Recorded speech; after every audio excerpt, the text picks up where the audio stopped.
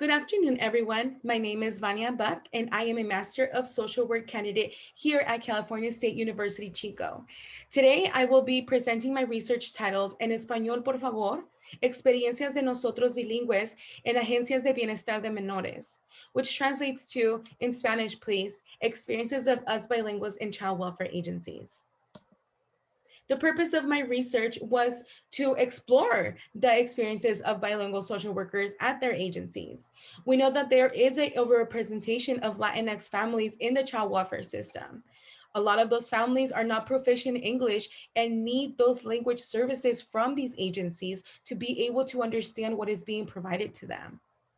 Federally, child welfare agencies need to find a way and make a plan to really provide these services to those families who are not proficient, who do not read, write, or speak English proficiently, and they need to provide these services in their native language. One way that child welfare agencies have been able to provide them is by hiring bilingual social workers and directly provide those services to these families.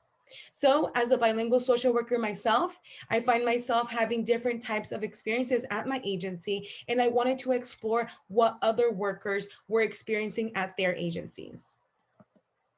The research questions that guided my research was one, what is working well for bilingual social workers in child welfare?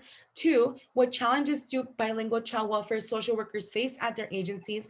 And three, what type of support do bilingual child welfare social workers need? I conducted my study, which was an exploratory qualitative study, meaning that I wanted to explore what was working well, what is needed out there. And qualitative, meaning that I did not use numerical measures and did not collect numerical data, but more of the stories, more of that quality of interviews and what I can really explore and learn from my participants. I recruited my participants through a propulsive and snowball sampling, meaning that I targeted a specific population that were bilingual social workers in English and Spanish that were employed at public child welfare agencies. Snowball sampling was when I was able to recruit participants, then those participants were able to reach out to people that they could identify that would qualify for my study. Because of COVID-19, I was not able to really do my interviews in person. So I had to find a way, an alternative method, which was really doing my interviews virtually through Zoom, what we're using now. And I was able to really expand the pool of potential participants because of this. So I was able to recruit more participants that way. We conducted a interview through Zoom, which lasted an average of 45 minutes. They were able to fill out a demographic survey before the interview. And during the interview, I used an open-ended guide that really guided the conversation with my participants. At the end of the interview, I was able to debrief and provide them a resource guide that allowed them to reach out to local services if they needed any additional support after participating in my study. Well, the way I analyzed my data was because I was able to do my interviews through Zoom, I was able to record them with their consent, and Zoom provided me with a transcript and I was then able to use to code my different data in each of my research questions. I came up with themes, and that really created the major themes of each research question. I triangulated my data with two additional colleagues who have experience analyzing data and really served as a way to eliminate my personal bias in the results of my study. I was able to use Qualtrics, an online software, to really help me analyze the demographic data that I collected through my study and really created the reports that I used in this research. With that, I had a total of 13 participants in my study. 10 of them identified as female and 3 of them identified as male. 100% of my participants identified as Hispanic Latinx, and they further all indicated a Mexican cultural background. 7 of my participants were from Northern California, and 6 of my participants were from Southern California. 2 of my participants had a bachelor's degree, and 11 had a master's degree. The results, what was working well? Well, agency support was one theme and connections was a different theme.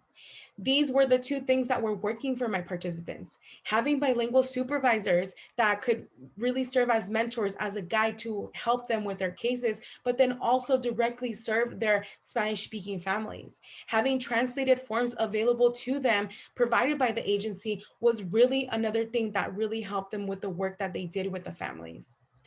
The connections that they had with their Spanish speaking clients were different than the ones that they had with English speaking families. They were able to really connect at a cultural level, sharing the culture, the language, and really just having somebody that really looked like them. Having bilingual peers and their connections really helped them as well, because they were able to share resources, stories, and really strategies of how to help and how to serve Spanish speaking families in child welfare. Challenges. Two themes: extra tasks and lack of bilinguals at their agency were two challenges that my participants really voiced, especially when translating things from one language to another took a lot of time. Really navigating through systemic barriers that their non-bilingual social workers face, they don't face that. They need to take that extra time to really navigate systems and teach the Latinx community about them. The lack of community services was an extreme and very common challenge for the participants, because there's no services in Spanish out in the community, because there's no bilingual professionals filling these spots, these professions, and that really was a challenge. Support needed. The participants really identified having needing informational, emotional, and tangible support. Informational support as more of training and professional development to help them as workers really utilize their skills in a second language when providing these services, knowing how to translate professional terminology, know the cultural aspect of serving families, not only for the bilingual workers, but for the entire workers that you come face to face with these families. They needed bilingual supervisors that can really provide a safe space for them, and being able to share and really get mentorship from these social workers, these supervisors who have that experience. Having support groups and community services that really allow them to feel more confident and more proficient in the work that they do, and having more bilingual and cultural workers to really decrease the high caseloads that bilingual workers tend to have. And so the value of my research is really for agencies to gain insight of what these bilingual workers are experiencing at their agencies, so that we can make, or they can create these systemic strategies to better support their workers at their agencies. And if they are more prepared and more supported, then we will have better outcomes among Latinx families. Thank you, and I appreciate your time today.